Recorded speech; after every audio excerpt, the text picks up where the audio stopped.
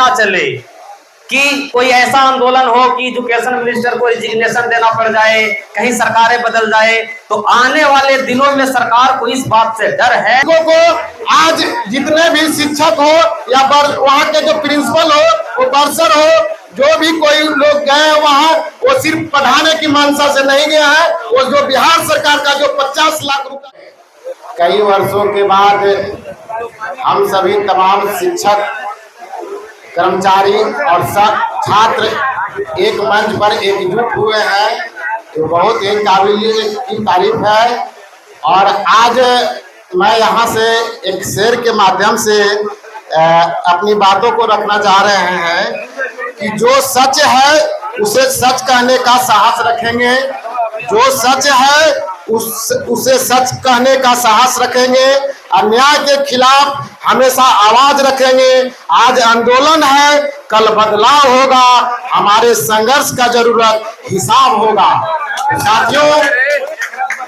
साथियों मैं ये कहना चाह रहा हूँ, ये बताना चाह रहा हूँ कि जो आज विश्वविद्यालय की स्थिति है, जो पूर्वज में पहले अंग्रेज के द्वारा फूट डालो राज करो की जो परंपरा चलते आ रही थी, उसी की नीति को आज हमारे गवर्नमेंट दोहराया जा रहा है। पहला बात मैं ये कहना चाहता हूँ कि विश्वविद्यालय का शिक्षक हो या महाविद्यालय का शिक्षक हो, शिक्षक शिक्षक होते हैं, इनमें भेदभाव की भावनाओं से बांटा जा रहा है। क्योंकि अगर विश्वविद्यालय के शिक्षक ही सिर्फ शोध कराएंगे तो महाविद्यालय के शिक्षक कहाँ जाएंगे?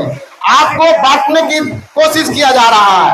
और अभी देखे होंगे कि बिहार सरकार ने 211 महाविद्यालय का निर्माण किया है, उनमें संविदा पे रखा गया है 422 सीटों की नियुक्ति की है। उसको आप देख लीजिए किस प्रकार धांधली की अच्छे से किया जा रहा है। तो मैं ये बताना चाह रहा हूँ, क्या मैसेज जा रहा है, तो मैं ये बताना चाह रहा हूँ कि शिक्षकों को आज जितने भी शिक्षक हो या वहाँ के जो प्रिंसिपल हो, वो बर्सर हो, जो भी कोई लोग गए हैं वहाँ, वो सिर्फ पढ़ाने की मंशा से नहीं गया है। वो जो बिहार सरकार का जो 50 लाख रुपए का जो अनुदान मिला है, उसके सिर्फ उसकी भरपाई करने के लिए गए हैं। हमारे जो भी शिक्षक वहाँ जो अभी नवनियुक्त हुए हैं, उनको मैं बता देना चाहता हूँ कि जिस प्रकार जो अनियमितता से जो बहाली किया गया है, उसकी जांच पूरी प्रक्रिया चल रही है और यहाँ से आंदोलन वो पटना गर्दनीबाग तक भी चल रही है।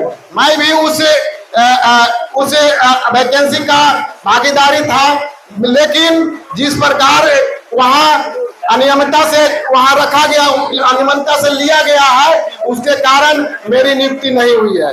तो मैं ये बताना चाह रहा हूँ कि जिस प्रकार इस आंदोलन का जो महाआंदोलन का एक रूप देखा जा रहा है, इससे मैं भी समर्थन देता हूं और इस प्रकार आंदोलन होते रहनी चाहिए।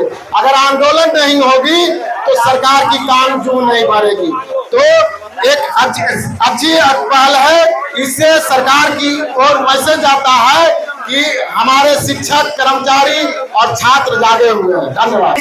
काल में अंग्रेज बोले थे कि मैंने बेखबरी के दौर में ही भारत को जीत लिया।